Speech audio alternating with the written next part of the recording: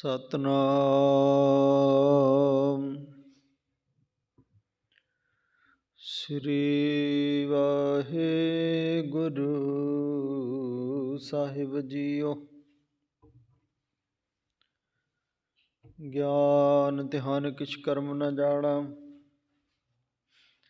ਸਾਰ ਨ ਜਾਣਾ ਤੇਰੀ। ਸਭ ਤੇ ਵੱਡਾ ਸਤਿਗੁਰੂ ਨਾਨਕ,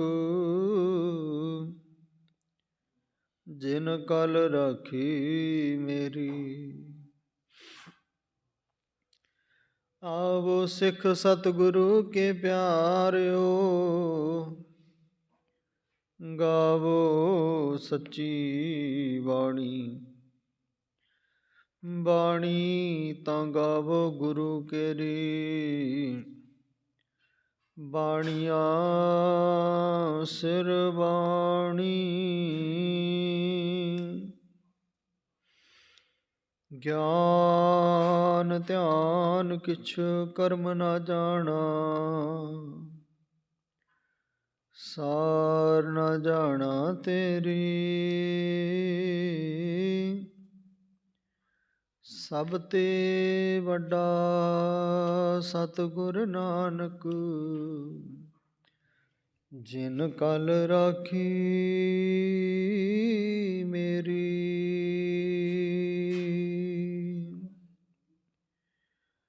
ਅਸੀਂ ਖਤੇ ਬਹੁਤ ਕਮਾਵਦੇ,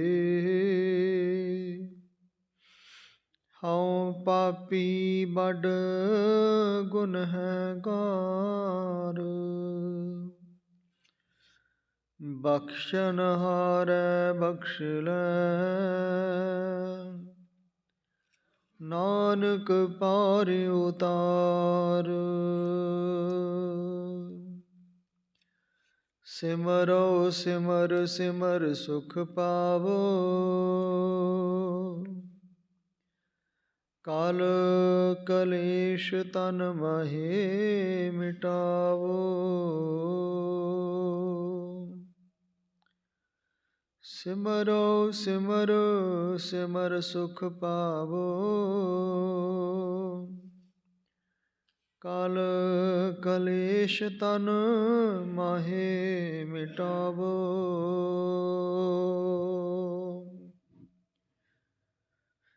ਵਾਹਿਗੁਰੂ। ਤਿਲੰਗ ਮਹਲਾ ਤੀ ਪੰਜਵਾ। ਘਰ ਤੀਜਾ।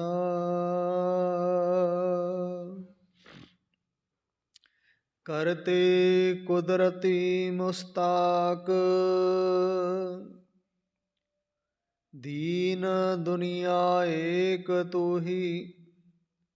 ਸਭ ਖਲਕ ਹੀ ਤੇ ਪਾਕ, ਕਰਤੇ ਕੁਦਰਤੀ ਮੁਸਤਾਕ। ਦੀਨ ਦੁਨੀਆ ਏਕ ਤੂਹੀ, ਸਭ ਖਲਕ ਹੀ ਤੇ ਪਾਕ। ਰਹਾਉ।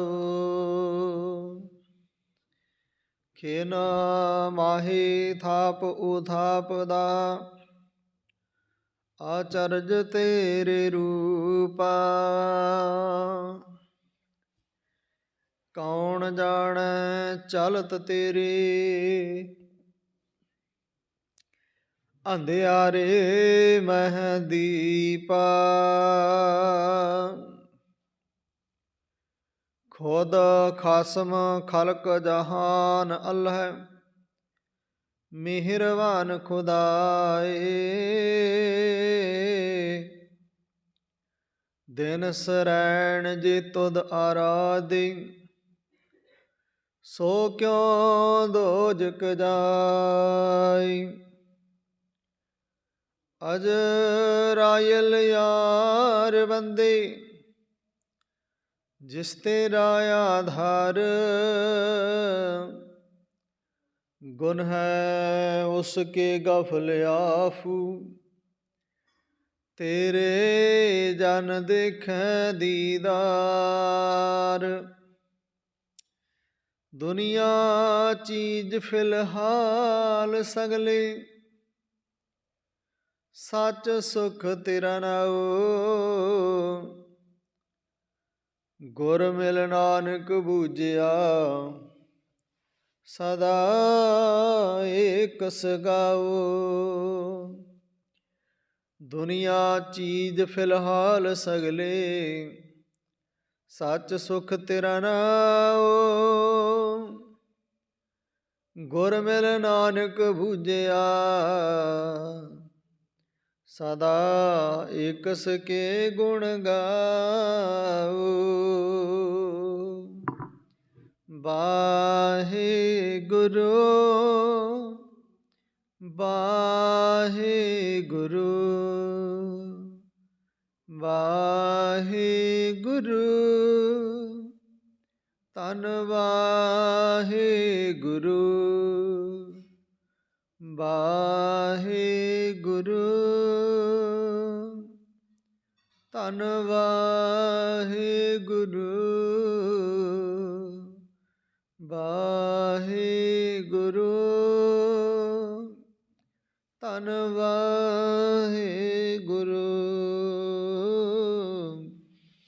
वाहिगुरु। वाहिगुरु जी परम सन्मान सत्कारयोग गुरु नानक नाम लेवा। गुरु की साजी निवाजी, गुरु का खास रूप खालसा साध संगत जी। आप सब संगत वਡਭਾਗੇ हो, जो ਅੰਮ੍ਰਿਤ ਵੇਲੇ ਦੀ ਸੰਭਾਲਣਾ ਕਰਦੇ ਹੋ। ਗੁਰੂ ਦਰ ਦਰਬਾਰ ਦੀਆਂ ਹਾਜ਼ਰੀਆਂ ਭਰ ਸੇਵਾ ਸਿਮਰਨ ਕਰ। ਸਤਿਗੁਰਾਂ ਦੇ ਦਰ ਨਤ ਮਸਤਕ ਹੋ, ਆਪਣਾ ਮਨੁੱਖਾ ਜੀਵਨ ਸਫਲਾ ਬਣਾਉਣ ਦਾ ਸਫਲ ਯਤਨ ਕਰਦੇ ਹੋ। ਕੋਟਾਨ ਕੋਟ ਧੰਨਵਾਦ ਚਾਵਰ ਛਤਰ ਤਖਤ ਦੇ ਮਾਲਿਕ।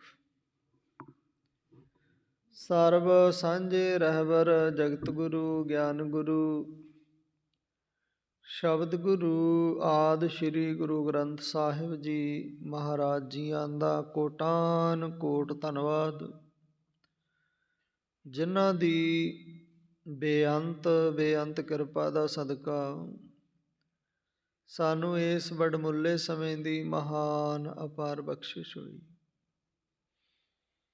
ਆਓ ਗੁਰੂ ਬਖਸ਼ਿਸ਼ਾਂ ਰਹਿਮਤਾਂ ਦਾ ਲਈਏ ਲਾਹਾ। ਗੁਰੂ ਚਰਨਾਂ ਵਿੱਚ ਅਰਦਾਸ ਬੇਨਤੀ ਕਰੀਏ। ਆਪਣੀ ਸੁਰਤ ਵਿਰਤ ਇਕਾਗਰ ਕਰਕੇ ਪ੍ਰੇਮ ਅਤੇ ਸਤਿਕਾਰ, ਸ਼ਰਧਾ ਅਤੇ ਭਾਵਨਾ ਦੇ ਨਾਲ ਗੁਰੂ ਸਾਹਿਬ ਨੂੰ ਅੰਗ ਸੰਗ ਜਾਣ ਕੇ ਆਪਣੀ ਮੁਬਾਰਕ ਰਸਨਾ ਤੋਂ ਗੱਜ ਵੱਜ ਕੇ ਆਖੀਏ ਜੀ ਵਾਹਿਗੁਰੂ ਜੀ ਕਾ ਖਾਲਸਾ ਵਾਹਿਗੁਰੂ ਜੀ ਕੀ ਫਤਿਹ। ਸੋ ਸੰਗਤ ਜੀ, ਆਪ ਸਭ ਸੰਗਤ ਮਾਈ ਭਾਈ ਸਮੂਹ ਗੁਰੂ ਪਿਆਰ ਵਾਲਿਓ, ਆਪ ਜੀ ਨੇ ਜਿੱਥੇ ਨਿਤਨੇਮ ਦੀਆਂ ਪਾਵਨ ਬਾਣੀਆਂ ਸੁਣ ਕੇ ਉਪਰੰਤ ਗੁਰ ਇਤਿਹਾਸ ਜੋ ਸਾਹਿਬ ਸ੍ਰੀ ਗੁਰੂ ਗੋਬਿੰਦ ਸਿੰਘ ਜੀ ਮਹਾਰਾਜ ਜੀਆਂ ਦਾ ਜੀਵਨ ਇਤਿਹਾਸ ਕਾਫੀ ਸਮੇਂ ਤੋਂ ਆਰੰਭ ਸੀ, ਉਸ ਦੀ ਅੱਜ ਸਮਾਪਤੀ ਹੋਈ ਹੈ। ਸਤਿਗੁਰਾਂ ਦੇ ਪ੍ਰਕਾਸ਼ ਤੋਂ ਲੈ ਕਰਕੇ ਸਤਿਗੁਰਾਂ ਦੇ ਇਸ ਜਗਤ ਤੋਂ ਜਾਣ ਤੱਕ ਆਪ ਜੀ ਨੇ ਪੂਰਨ ਇਤਿਹਾਸ ਸਰਵਣ ਕੀਤਾ। ਇਹ ਆਪ ਜੀ ਨੇ ਇਤਿਹਾਸ 10ਵੇਂ ਚਮਤਕਾਰ ਦੇ ਵਿੱਚੋਂ ਸਰਵਣ ਕੀਤਾ ਹੈ। ਸੋ ਆਓ ਨੇਮ ਅਨੁਸਾਰ ਰੋਜ਼ ਗੁਰ ਸ਼ਬਦ ਵਿਚਾਰ, ਹੁਕਮਨਾਮਾ ਸਾਹਿਬ ਦੀ ਵਿਚਾਰ ਆਪ ਸਭ ਸਰਵਣ ਕਰਦੇ ਹੋ। ਗੁਰੂ ਸਾਹਿਬ ਦੀ ਇਹ ਬੜੀ ਹੀ ਬੇਅੰਤ ਤੇ ਅਪਾਰ ਕਿਰਪਾ ਹੈ, ਜੋ ਕਿ ਸਾਨੂੰ ਇਤਨਾ ਸਮਾਂ ਬਾਣੀ ਦੇ ਨਾਲ ਜੁੜਨ ਦਾ ਪ੍ਰਾਪਤ ਹੁੰਦਾ ਹੈ। ਸੰਗਤ ਜੀ, ਬਹੁਤੇ ਸਥਾਨ ਐਸੇ ਨੇ ਜਿੱਥੇ ਕੇਵਲ ਨਿਤਨੇਮ ਦੀਆਂ ਬਾਣੀਆਂ ਦਾ ਪਾਠ ਹੋਣਾ, ਬਹੁਤੇ ਸਥਾਨ ਐਸੇ ਨੇ ਜਿੱਥੇ ਅੰਮ੍ਰਿਤ ਵੇਲੇ ਸਵੇਰੇ 3:30 ਵਜੇ ਪ੍ਰਕਾਸ਼ ਦੇ ਸਮੇਂ ਪਹਿਲਾਂ ਅੱਧਾ ਘੰਟਾ ਸਿਮਰਨ ਹੁੰਦਾ ਹੈ।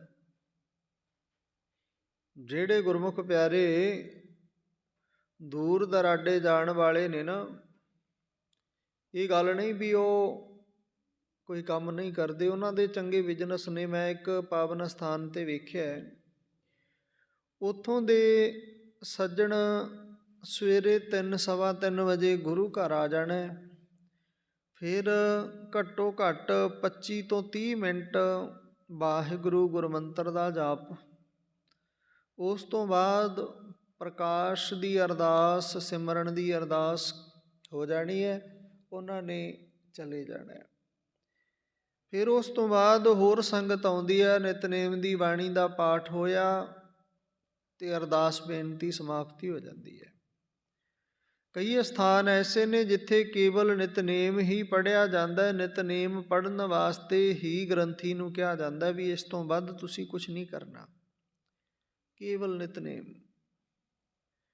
ਕਈ ਥਾਵਾਂ ਐਸੀਆਂ ਵੀ ਨੇ ਜਿੱਥੇ ਪੂਰਾ ਨਿਤਨੇਮ ਵੀ ਨਹੀਂ ਹੁੰਦਾ। ਜਪਜੀ ਸਾਹਿਬ ਪੜ੍ਹ ਕੇ, ਸੁਖਮਨੀ ਸਾਹਿਬ ਦੀਆਂ 4 ਅਸ਼ਟਪਦੀਆਂ ਪੜ੍ਹੀਆਂ ਤੇ ਅਰਦਾਸ ਬੇਨਤੀ ਕਰੀ। ਸੰਗਤ ਜੀ, ਇਹ ਆਪੋ ਆਪਣੇ ਮਨ ਦਾ ਚਾਅ ਹੈ। ਕਿਸੇ ਦਾ ਚਾਅ ਇਹ ਹੈ ਗੁਰੂ ਘਰ ਆ ਕੇ ਮੱਥਾ ਟੇਕ ਕੇ ਵਾਪਸ ਪਰਤ ਜਾਣਾ। ਕਿਸੇ ਦੇ ਮਨ ਦਾ ਚਾਅ ਹੈ ਉਹਨੇ ਕੁਝ ਸਮਾਂ ਬਾਣੀ ਵੀ ਸੁਣਨੀ ਹੈ, ਕਥਾ ਵਿਚਾਰ ਵੀ ਸੁਣਨੀ ਹੈ। ਕਿਸੇ ਦੇ ਮਨ ਦਾ ਚਾਅ ਹੈ ਉਹਨੇ ਸੇਵਾ ਵੀ ਕਰਨੀ ਹੈ, ਨਾਲ ਨਾਲ ਸ਼ਬਦ ਦਾ ਲਾਹਾ ਵੀ ਲੈਂਦੇ ਰਹਿਣਾ, ਸੁਣਦੇ ਰਹਿਣਾ। ਧਿਆਨ ਕੰਨ ਨੇ ਜਿਹੜੇ ਉਹ ਗੁਰ ਸ਼ਬਦ ਵੱਲ, ਗੁਰ ਇਤਿਹਾਸ ਵੱਲ ਤੇ ਹੱਥਾਂ ਪੈਰਾਂ ਦੇ ਨਾਲ ਸੇਵਾ ਕਰਦੇ ਰਹਿਣਾ। ਇਹ ਗੁਰੂ ਸਾਹਿਬ ਆਪਣੀ ਬਖਸ਼ਿਸ਼ ਵਿਰਲਿਆਂ ਤੇ ਕਰਦਾ। ਸਾਰੇ ਇਹ ਸੇਵਾ ਨਹੀਂ ਲੁੱਟ ਸਕਦੇ, ਸਾਰੇ ਸਿਮਰਨ ਨਹੀਂ ਲੁੱਟ ਸਕਦੇ, ਸਾਰੇ ਗੁਰੂ ਦੇ ਨੇੜੇ ਨਹੀਂ ਹੋ ਸਕਦੇ, ਸਾਰੇ ਗੁਰੂ ਤੋਂ ਦੂਰ ਨਹੀਂ ਹੋ ਸਕਦੇ। ਹੁਣ ਨੇੜੇ ਦੂਰ ਦੀ ਵਿਆਖਿਆ ਇਸ ਤਰ੍ਹਾਂ ਵੀ ਹੋ ਜਾਂਦੀ ਹੈ, ਕੋਈ ਸਰੀਰ ਕਰਕੇ ਦੂਰ ਬੈਠਿਆ, ਮਨ ਕਰਕੇ ਗੁਰੂ ਦੇ ਨੇੜੇ ਹੈ। ਇਸ ਤਰ੍ਹਾਂ ਵੀ ਹੋ ਜਾਂਦਾ, ਕੋਈ ਸਰੀਰ ਕਰਕੇ ਗੁਰੂ ਦੇ ਨੇੜੇ ਬੈਠਿਆ, ਮਨ ਕਰਕੇ ਦੂਰ ਹੈ। ਤਾਂ ਸੰਗਤ ਜੀ, ਗੁਰੂ ਦੀ ਇਹ ਅਥਾਹ ਕਿਰਪਾ ਹੈ ਜਿਹੜੀ, ਇਹ ਵਿਰਲੇ ਵਿਰਲੇ ਪ੍ਰਾਣੀਆਂ 'ਤੇ ਹੁੰਦੀ ਹੈ। ਗੁਰੂ ਸਾਹਿਬ ਚੁਣਦੇ ਨੇ, ਅਤੇ ਜਿਨ੍ਹਾਂ ਨੂੰ ਚੁਣਦੇ ਨੇ ਉਹੀ ਫਿਰ ਗੁਰੂ ਦੇ ਦਰ ਦਰਬਾਰ 'ਤੇ ਬਹਿੰਦੇ ਨੇ, ਸੱਜਦੇ ਨੇ, ਉਹ ਹੀ ਗੁਰੂ ਦੀ ਖੁਸ਼ੀ ਲੈਂਦੇ ਨੇ। ਆਓ ਗੁਰੂ ਕੀਆਂ ਖੁਸ਼ੀਆਂ ਲੈਣ ਵਾਲਿਓ, ਆਪਾਂ ਗੁਰੂ ਦੀ ਗੁਰਬਾਣੀ ਦਾ, ਗੁਰੂ ਸਾਹਿਬ ਤੋਂ ਅਰਦਾਸ ਕਰਕੇ ਗਿਆਨ ਪ੍ਰਾਪਤ ਕਰੀਏ। ਅੱਜ ਦੇ ਪਾਵਨ ਰਾਗ ਤਿਲੰਗ ਰਾਗ ਦੇ ਵਿੱਚ ਇਹਨਾਂ ਸ਼ਬਦਾਂ ਨੂੰ ਉਚਾਰਨ ਕੀਤਾ ਹੈ। ਸ਼ਾਂਤੀ ਦੇ ਸੋਮੇ ਸ਼ਹੀਦਾਂ ਦੇ ਸਰਤਾਜ, ਗੁਰਬਾਣੀ ਦੇ ਰਚਨਹਾਰ, ਤਤੀਆਂ ਤਵੀਆਂ ਤੇ ਅਡੋਲ ਬੈਠਣ ਵਾਲੇ ਸਾਹਿਬ ਸ੍ਰੀ ਗੁਰੂ ਅਰਜਨ ਦੇਵ ਜੀ ਮਹਾਰਾਜ। ਪਾਵਨ ਅੰਗ 724, ਸ਼ਬਦ ਨੰਬਰ ਹੈ ਜੀ 4। ਸੁਰ ਤਾਲ ਦੇ ਤੀਸਰੇ ਘਰ ਵਿੱਚ ਇਹ ਪਾਵਨ ਸ਼ਬਦਾਂ ਨੂੰ ਉਚਾਰਨ ਕੀਤਾ। ਵਾਹਿਗੁਰੂ ਜੀ। ਤਿਲੰਗ ਮਹੱਲਾ ਪੰਜਵਾ। ਘਰ ਤੀਜਾ। ਕਰਤੇ ਕੁਦਰਤੀ ਮੁਸਤਾਕ ਧੰਨ ਸਾਹਿਬ ਸ੍ਰੀ ਗੁਰੂ ਅਰਜਨ ਦੇਵ ਜੀ ਮਹਾਰਾਜ ਫਰਮਾਉਂਦੇ ਹਨ, ਕਰਤੇ। ਕਰਤੇ ਤੋਂ ਭਾਵ ਹੈ, ਹੇ ਕਰਤਾਰ, ਕੁਦਰਤੀ, ਕੁਦਰਤ ਦੇ ਰਾਹੀਂ ਤੇਰੀ ਕੁਦਰਤ ਵੇਖ ਕੇ, ਮੁਸਤਾਕ ਦੇ ਅਰਥ ਨੇ ਤੇਰੇ ਦਰਸ਼ਨ ਦਾ ਮੈਂ ਚਾਹਵਾਨ ਹਾਂ। ਹੇ ਪਾਤਸ਼ਾਹ, ਹੇ ਕਰਤਾਰ, ਤੇਰੀ ਕੁਦਰਤ ਨੂੰ ਵੇਖ ਕੇ ਮੈਂ ਤੇਰੇ ਦਰਸ਼ਨ ਦਾ ਚਾਹਵਾਨ ਹੋ ਗਿਆ ਹਾਂ। ਤੇਰੀ ਇਸ ਕੁਦਰਤ ਨੂੰ, ਤੇਰੇ ਇਸ ਬਣਾਏ ਬ੍ਰਹਿਮੰਡ ਨੂੰ ਵੇਖਿਆ, ਰੁੱਖ ਬਿਰਖ ਪਹਾੜ ਪਰਬਤ ਵੇਖੇ। ਪਾਤਸ਼ਾਹ, ਇਹ ਦੁਨੀਆ ਵਿੱਚ ਮੈਂ ਤੇਰੇ ਬਣਾਏ ਮਨੁੱਖ, ਚੰਗੀ ਮਾੜੀ ਸੋਚ ਦੇ ਮਾਲਕ ਵੇਖੇ। ਮੈਂ ਇਹ ਸੁਣਿਆ, ਬਲਿਹਾਰੀ ਕੁਦਰਤ ਵਸਿਆ, ਤੇਰਾ ਅੰਤ ਨਾ ਜਾਈ ਲਖਿਆ।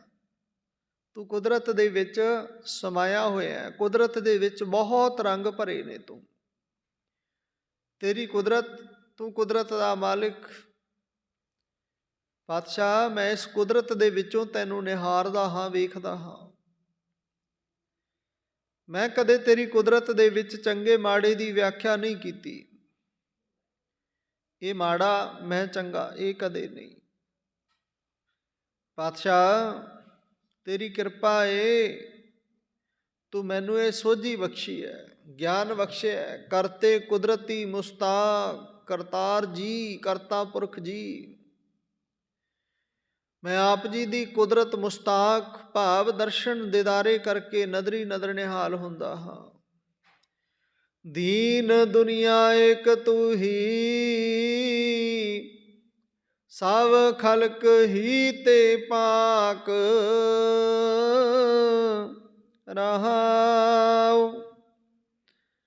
ਹੇ ਪਾਤਸ਼ਾਹ, ਪਾਕ ਤੋਂ ਭਾਵ ਹੈ ਨਿਰਲੇਪ, ਪਵਿੱਤਰ। ਮੇਰੀ ਦੀਨ ਅਤੇ ਦੁਨੀ ਦੀ ਦੌਲਤ ਇੱਕ ਤੂੰ ਹੀ ਹੈ। ਤੂੰ ਸਾਰੀ ਖਲਕਤ ਤੋਂ ਨਿਰਲੇਪ ਰਹਿਣਾ ਹੈ। ਸਤਿਗੁਰਾਂ ਨੇ ਕੀ ਫਰਮਾਇਆ? ਦੀਨ ਦੁਨੀਆ ਏਕ ਤੂੰ ਹੀ। ਇਹ ਦੀਨਾਂ ਤੇ ਦਇਆ ਕਰਨ ਵਾਲੇ, ਇਹ ਸਾਰੀ ਖਲਕਤ ਇਹ ਦੁਨੀਆ ਤੇਰੀ ਸਾਜੀ ਤੇ ਨਿਵਾਜੀ ਹੋਈ ਹੈ।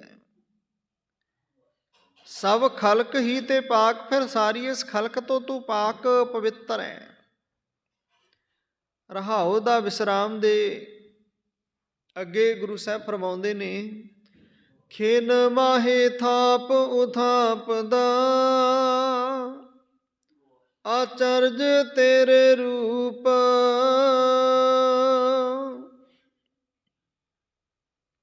ਤਾਂ ਸਤਿਗੁਰੂ ਜੀ ਕਹਿੰਦੇ ਨੇ, ਥਾਪ ਭਾਵ ਬਣਾ ਦਿੰਦਾ ਹੈ,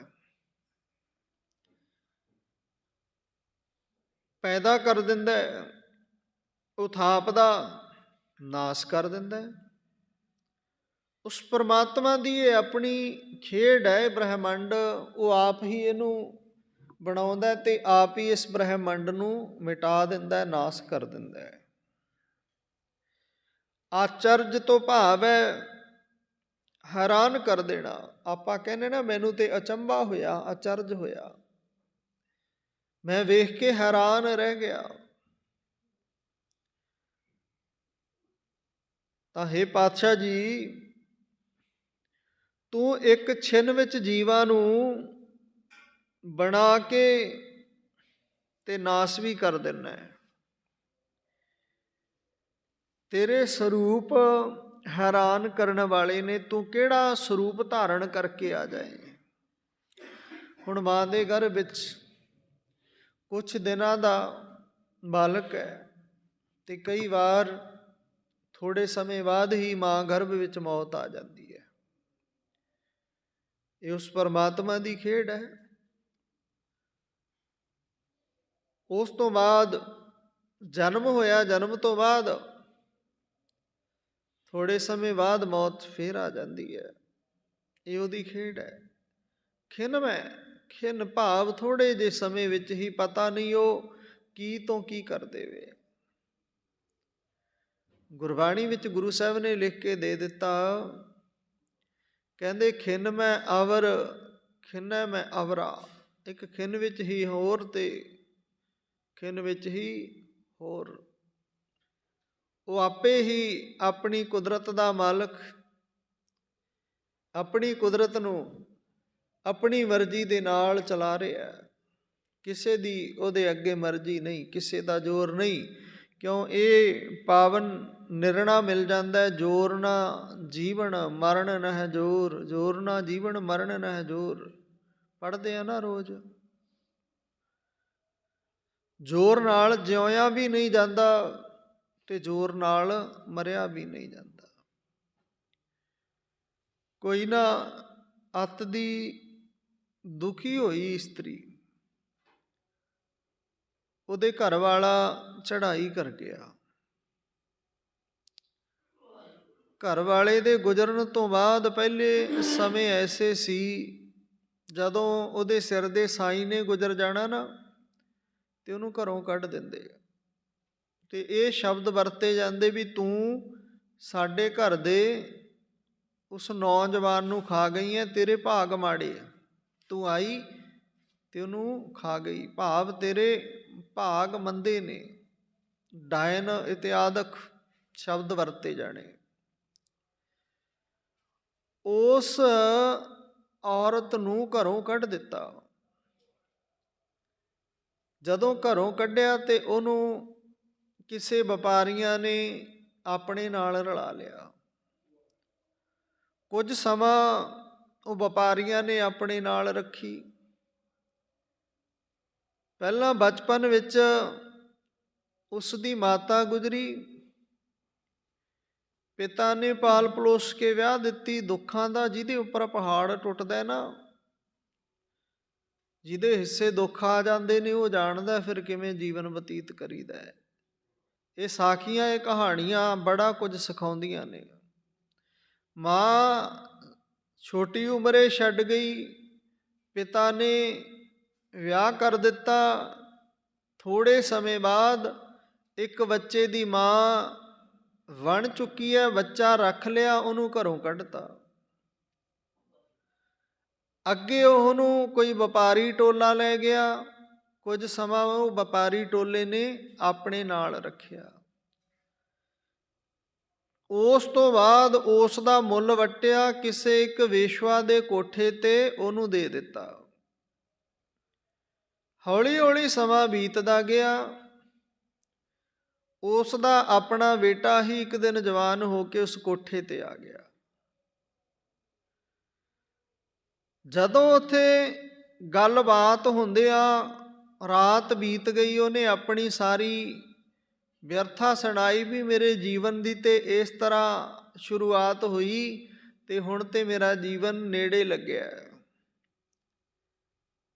ਤੇ ਉਸ ਬੱਚੇ ਨੇ, ਉਸ ਨੌਜਵਾਨ ਨੇ ਆਪਣੇ ਜੀਵਨ ਦੀ ਕਹਾਣੀ ਦੱਸੀ ਵੀ ਮੇਰੀ ਮਾਂ ਇਸ ਤਰ੍ਹਾਂ ਕਰਕੇ ਚਲੀ ਗਈ ਸੀ, ਮੇਰੇ ਦਾਦਾ ਦਾਦੀ ਨੇ ਉਸ ਨੂੰ ਘਰੋਂ ਕੱਢ ਦਿੱਤਾ, ਮੇਰਾ ਪਿਓ ਗੁਜ਼ਰ ਗਿਆ ਸੀ, ਮੈਂ ਫਲਾਣੇ ਘਰਾਣੇ ਦਾ ਬੱਚਾ ਹਾਂ, ਰਾਜਕੁਮਾਰ ਹਾਂ। ਉਹ ਸਮਝ ਗਈ ਵੀ ਇਹ ਮੇਰੀ ਆਪਣੀ ਕੁੱਖੋਂ ਹੀ ਜਨਮ ਲਿਆ ਨੌਜਵਾਨ ਹੈ। ਹੁਣ ਉਸ ਮਾਂ ਨੂੰ ਮਰਨ ਤੋਂ ਸਿਵਾਏ ਕੋਈ ਦੂਸਰਾ ਰਸਤਾ ਨਹੀਂ ਸੀ ਲੱਭ ਰਿਹਾ। ਉਸ ਮਾਂ ਨੇ ਨਦੀ ਦੇ ਵਿੱਚ ਛਲਾਂਗ ਮਾਰੀ। ਤੈਰਨਾ ਨਹੀਂ ਆਉਂਦਾ, ਗੋਤੇ ਖਾਂਦੀ ਹੈ, ਸੁਭਾਵਕ ਹੀ ਇਸ ਤਰ੍ਹਾਂ ਉਹਨੂੰ ਇੱਕ ਸਹਾਰਾ ਮਿਲਿਆ। ਕਿਸੇ ਕਹਿੰਦੇ ਫੱਟੇ ਦੇ ਉੱਪਰ ਚੜ੍ਹ ਗਈ ਤੇ ਫੱਟਾ ਹਵਾ ਦੇ ਨਾਲ ਲਹਿਰਾਂ ਦੇ ਵਿੱਚ ਇੱਕ ਕਿਨਾਰੇ ਆ ਲੱਗਿਆ।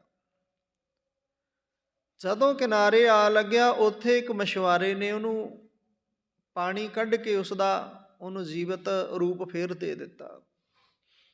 ਫਿਰ ਉਹ ਰੋਂਦੀ ਹੈ, ਮੈਂ ਐਸਾ ਜੀਵਨ ਕਰਨਾ ਕੀ ਹੈ ਜਿਹੜੇ ਜੀਵਨ ਦਾ ਕੋਈ ਸਿਖਰ ਹੀ ਨਹੀਂ, ਕੋਈ ਮਕਸਦ ਹੀ ਨਹੀਂ, ਜਿਹੜੇ ਜੀਵਨ ਦੇ ਵਿੱਚ ਦੁੱਖਾਂ ਤੋਂ ਬਿਨਾਂ ਕੁਛ ਹੈ ਹੀ ਨਹੀਂ। ਮੈਂ ਮਰਨਾ ਚਾਹੁੰਦੀ ਸੀ। ਤੇ ਉਸ ਮਛੁਆਰੇ ਨੇ ਕਿਹਾ, ਤੂੰ ਤੇ ਆਪਣੇ ਕੰਨੀਓਂ ਮਰ ਗਈ ਸੀ, ਪਰ ਪਰਮਾਤਮਾ ਨੇ ਤੈਨੂੰ ਸਵਾਸ ਹਜੇ ਹੋਰ ਦਿੱਤੇ ਨੇ, ਤੂੰ ਹਜੇ ਹੋਰ ਦੁੱਖ ਭੋਗਣੇ ਨੇ। ਉਸ ਮਛੁਆਰੇ ਨੇ ਉਹਨੂੰ ਆਪਣੇ ਘਰ ਵਾਲੀ ਬਣਾ ਲਿਆ, ਮੇਰੇ ਘਰ ਨੂੰ ਚਲਾ। ਉਸ ਮਛੁਆਰੇ ਦੇ ਘਰ ਨੂੰ ਚਲਾਉਂਦੀ ਹੋਈ ਮਛੁਆਰਾ ਜਿੱਥੇ ਆਪ ਮੱਛੀ ਪਕੜਦਾ ਇਸ ਤਰ੍ਹਾਂ ਦੇ ਕੰਮ ਕਰਦਾ, ਉੱਥੇ ਘਰ ਪਸ਼ੂਆਂ ਦਾ ਵੀ ਇੱਕ ਤਬੇਲਾ ਹੈ। ਪਸ਼ੂ ਚੋਏ ਧਾਰ ਕੱਢੀ, ਦੁੱਧ ਬਾਜ਼ਾਰ ਵੇਚਣ ਵਾਸਤੇ ਜਾ ਰਹੀ ਸੀ, ਤੇ ਉੱਥੇ ਉਸੇ ਬਾਜ਼ਾਰ ਵਿੱਚ ਕੋਈ ਰਾਜਾ ਲੰਘ ਰਿਹਾ ਸੀ, ਦੇਖ ਕੇ ਬੇਈਮਾਨ ਹੋ ਗਿਆ। ਬੇਈਮਾਨ ਹੁੰਦਿਆਂ ਰਾਜੇ ਮਹਾਰਾਜਿਆਂ ਦੇ ਧੱਕੇ ਨੇ, ਮਰਜ਼ੀ ਨਹੀਂ ਕਿਸੇ ਦੀ ਚੱਲਦੀ। ਉਹਨੇ ਆਪਣੇ ਘਰ ਦਾ ਆਫਰ ਦੇ ਦਿੱਤਾ, ਮੇਰੇ ਘਰ ਦੀ ਰਾਣੀ ਬਣੇਗੀ ਤਾਂ ਜੀਵਨ ਹੈ, ਨਹੀਂ ਤੇ ਨਹੀਂ। ਕੀ ਕਰੇ ਕੋਈ, ਜਿਸਦੇ ਹਿੱਸੇ ਦੁੱਖ ਪਰਮਾਤਮਾ ਨੇ ਜਾਂ ਕਰਮਾਂ ਨੇ ਕੀਤੇ, ਕਰਮਾਂ ਦੇ ਦੁੱਖ ਜਿਹਦੇ ਹਿੱਸੇ ਆਏ ਨੇ ਨਾ, ਉਹ ਬੰਦਾ ਮਰਨਾ ਵੀ ਚਾਹੁੰਦਾ, ਮੌਤ ਵੀ ਉਹਨੂੰ ਪਿੱਛੇ ਕਰ ਦਿੰਦੀ ਹੈ ਵੀ ਹਜੇ ਤੂੰ ਹੋਰ ਦੁੱਖ ਭੋਗਣੇ ਨੇ। ਤਾਂ ਸੰਗਤ ਜੀ, ਉਸ ਰਾਜੇ ਦੇ ਘਰ ਦਾ ਸ਼ਿੰਗਾਰ ਬਣਨਾ ਪਿਆ, ਉਸ ਰਾਜੇ ਦੀ ਰਾਣੀ ਬਣਨਾ ਪਿਆ। ਥੋੜਾ ਸਮਾਂ ਬੀਤਿਆ, ਰਾਜੇ ਦੇ ਨਾਲ ਕਿਤੇ ਯਾਤਰਾ ਤੇ ਜਾ ਰਹੀ ਸੀ, ਰਸਤੇ ਦੇ ਵਿੱਚ ਉਸ ਰਾਜੇ ਦੀ ਵੀ ਹੱਤਿਆ ਹੋ ਗਈ, ਮੌਤ ਹੋ ਗਈ। ਤੇ ਸੰਗਤ ਜੀ ਫੇਰ ਵਿਧਵਾ, ਕਿਤਨੇ ਦੁੱਖ ਸਹਾਰੇਗੀ ਕਿਸਤਰੀ। ਇਹ ਦੁੱਖਾਂ ਦਾ ਪਹਾੜ ਜੀ ਤੇ ਟੁੱਟਦਾ ਨਾ, ਉਹ ਦੁੱਖਾਂ ਦੀ ਵਿਆਖਿਆ ਜਾਣਦਾ ਵੀ ਦੁੱਖ ਕੀ ਨੇ। ਅਸੀਂ ਤੇ ਕੁਝ ਵੀ ਦੁੱਖ ਨਹੀਂ ਸਹਾਰਦੇ, ਛੋਟੇ ਛੋਟੇ ਦੁੱਖਾਂ ਕਰਕੇ ਕਲਪ ਜਾਂਦੇ ਆ ਵੀ ਅੱਤ ਦੇ ਦੁੱਖ ਨੇ, ਬਾਹਲੇ ਦੁਖੀ ਆ। ਤੇ ਪਰ ਦੁੱਖ ਤੇ ਉਹ ਉਸ ਗੁਜਰੀ ਦੇ, ਕਦੇ ਗੁਜਰੀ ਮਛੁਆਰਨ ਬਣਦੀ ਹੈ, ਕਦੇ ਦੁੱਧ ਵੇਚਣ ਵਾਲੀ, ਤੇ ਕਦੇ ਰਾਜੇ ਦੀ ਰਾਣੀ ਬਣਦੀ ਹੈ। ਮੌਤ ਨੂੰ ਗਲ ਲਾਉਂਦੀ ਹੈ, ਮੌਤ ਵੀ ਉਹਨੂੰ ਆਪਣੇ ਨੇੜੇ ਨਹੀਂ ਆਉਣ ਦਿੰਦੀ, ਨਹੀਂ ਦੂਰ ਰਹਿ, ਹਜੇ ਤੇਰਾ ਜੀਵਨ ਹੋਰ ਹੈ, ਦੁੱਖ ਭੋਗਣੇ ਆ। ਤਾਂ ਉਸ ਪਰਮਾਤਮਾ ਦੀ ਇਹ ਸਾਰੀ ਖੇਡ ਹੈ, ਉਸ ਪਰਮਾਤਮਾ ਦੀ ਮਰਜ਼ੀ ਹੈ। ਦੀਨ ਦੁਨੀਆ ਏਕ ਤੂੰ ਹੀ ਖਲਕ ਹੀ ਤੇ ਪਾਕ, ਰਹਾਉ ਦਾ ਵਿਸਰਾਮ ਖਿਨ ਮਾਹੇ ਥਾਪ ਉਥਾਪਦਾ, ਆਚਰਜ ਤੇਰੇ ਰੂਪ ਤੂੰ ਖਿਨ ਦੇ ਵਿੱਚ ਹੀ ਥਾਪ ਉਥਾਪ ਭਾਵ ਪੈਦਾ ਵੀ ਕਰਦਾ ਤੇ ਨਾਸ ਵੀ ਕਰ ਦਿੰਦਾ। ਦੀਨ ਦੁਨੀਆ ਏਕ ਤੂੰ ਹੀ ਸਭ ਖਲਕ ਹੀ ਤੇ ਪਾਕ। ਧੰਨ ਗੁਰੂ ਅਰਜਨ ਦੇਵ ਜੀ ਮਹਾਰਾਜ ਸਮਝਾ ਰਹੇ ਨੇ, हे परम पिता परमात्मा, दीन दुनिया एक तू ही सब खलक ही ते पाक, रहाऊ दा विश्राम दे। कहते ने मेरी दीन अते दुनिया दी दौलत एक तू ही है, तू सारी खलकत तो निर्लेप रहना है। खिन माहे थाप थापदा चरज तेरे रूप, हे करतार तू एक छिन विच जीवा नू बना के नाश भी कर देना है। ਤੇਰੇ ਸਰੂਪ ਹੈਰਾਨ ਕਰਨ ਵਾਲੇ ਨੇ, ਵੱਖੋ ਵੱਖਰੇ ਸਰੂਪ ਨੇ ਤੇਰੇ, ਤੂੰ ਇੱਕ ਰੂਪ ਦੇ ਵਿੱਚ ਨਹੀਂ, ਕਿਤੇ ਕਰੂਪ ਹੋ ਕੇ ਵੀ ਆ ਜਾਣਾ। ਆਓ ਕਲੰਦਰ ਕੇਸਵਾ ਕਰ ਅਬਦਾਲੀ, ਭੇਸਵਾ ਕਦੇ ਤੂੰ ਨਾਮਦੇਵ ਨੂੰ ਰਾਖਸ਼ ਦੇ ਰੂਪ ਵਿੱਚ ਮਿਲਦਾ ਹੈ, ਪਰ ਨਾਮਦੇਵ ਨਾ ਡਰਦਾ ਹੋਇਆ ਤੇਰੇ ਵਿੱਚੋਂ ਤੈਨੂੰ ਪ੍ਰਗਟ ਕਰਕੇ ਤੇ ਤੂੰ ਨਾਮਦੇਵ ਨੂੰ ਆਪਣੇ ਸੀਨੇ ਨਾਲ ਲਾ ਲੈਂਦਾ। तेरी बेअंत कृपा है। फिर कहते कौन जाने चलत तेरे अंधियारे मैं दीप। चलत तो भाव हुंदा जी कौतक, उस परमात्मा दे कौतक कौन जानदा है। ਉਹਨੇ ਇੱਕ ਕਦਮ ਚੱਕਣ ਤੋਂ ਬਾਅਦ ਅਗਲੇ ਕਦਮ ਸਾਡੇ ਵਾਸਤੇ ਕੀ ਰੱਖਿਆ ਹੋਇਆ ਹੈ, ਅਗਲਾ ਕਦਮ ਸਹੀ ਟਿਕਾ ਲੈਣਾ ਜਾਂ ਤਿਲਕ ਜਾਣਾ, ਇਹ ਉਹ ਜਾਣਦਾ ਹੈ। ਅਗਲਾ ਕਦਮ ਚੱਕਣਾ ਜਾਂ ਨਹੀਂ ਚੱਕਣਾ, ਇਹ ਉਹ ਜਾਣਦਾ ਹੈ। ਤਾਂ ਉਸ ਪਰਮਾਤਮਾ ਦੇ ਅੱਗੇ ਅਰਦਾਸ ਹੈ, ਦੀਪ ਤੋਂ ਭਾਵ ਦੀਵਾ ਚਾਨਣ। हे ਦਾਤਾਰ ਪਾਤਸ਼ਾਹ ਜੀ, ਕੋਈ ਜੀਵ ਤੇਰੇ ਕੌਤਕਾਂ ਨੂੰ ਸਮਝ ਨਹੀਂ ਸਕਦਾ।